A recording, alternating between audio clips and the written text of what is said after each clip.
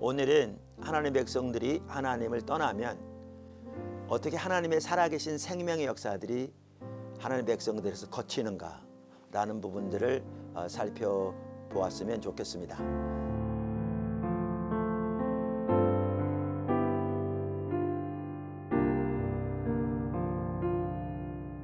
하나님을 알고 존재를 사랑하는 하나님의 친밀한 교제, 하나님의 행하심을 보고 온 사람을 동참하는 우리의 삶, 그게 신앙의 본질인데요. 거기서 떠나면 그게 하나님 버린 거죠. 왜냐하면 그러면 반드시 하나님의 백성은 삶은 하나님의 법을 버리게 돼 있거든요. 엘리와 엘리 시대가 그랬습니다.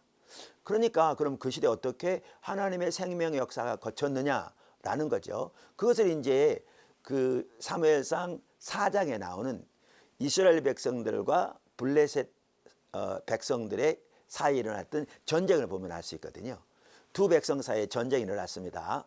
우리가 잘 알듯이 그 당시의 전쟁은 신들의 전쟁으로 이해됐습니다. 그러니까 각자 믿는 신이 있고 전쟁, 그 사이에 전쟁이 일어나고 있다는 거죠. 그리고 이기는 신이 강한 신이고 때로는 참된 신이라는 겁니다.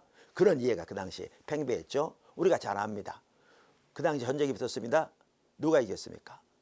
블레셋 사람들이 이겼습니다.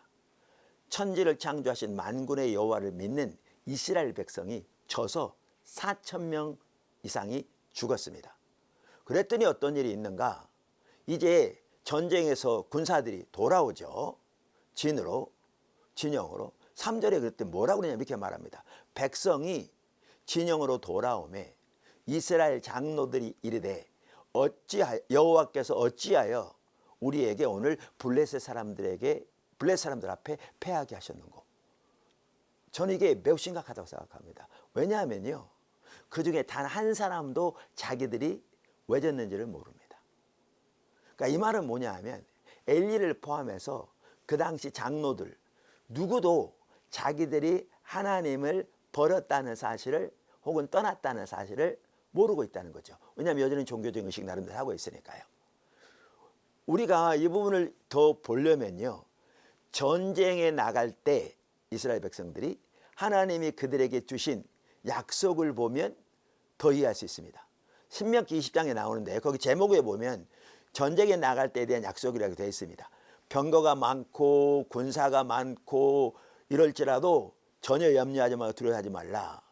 너희를 애굽 땅에서 인도하여 내 신 내 여호와가 너와 함께 하시느니라. 그러면서 이렇게 약속이 나오거든요. 그 하나님께서 싸우실 것이라고.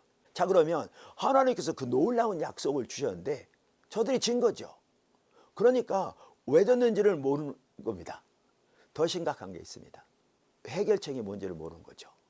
성경은 뭐라고 말하고 있는가 하면 그들이 하나님 버렸다는 겁니다. 다시 말하면 종교적인 의식은 나름대로 있을지 모르지만 신앙의 본질에 떠나 삶은 철저하게 하나님 법을 버렸다는 거죠.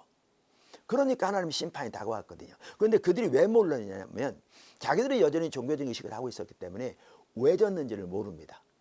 그러니까 해결책을 모르는 거죠.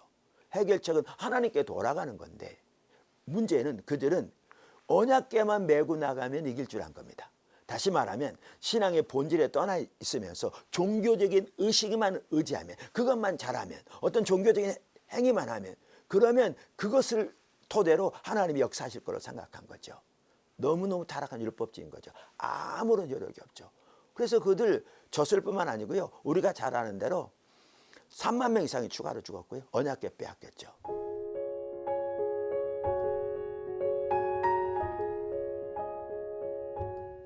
지금 한국교회 어떤 상태입니까? 한국이 존경하는 옥하는 목사님, 그때 돌아가셨을 때, 그 돌아가신 해죠. 2010년 1월에 크리스천 투데이 한국판에 나온 얘기인데요, 이렇게 말합니다. 사람의 힘으로는 프로그램 가지고는 도무지 대안이 없는 상황이다. 그러니까 어쩔 도리가 없는 것이다. 분별력을 잃었다. 교회가 형식만 남았고 프로그램만 남았지 사실은 생명력이 많이 떨어진 상황이다. 오늘날은 저는 더 심각하다고 생각합니다. 그런데 문제는 오늘날 너무나 많은 성도들이 뭐가 문제인지를 모르고 어떻게 해결될지를 모르는 것이 더 심각한 문제라고 생각합니다.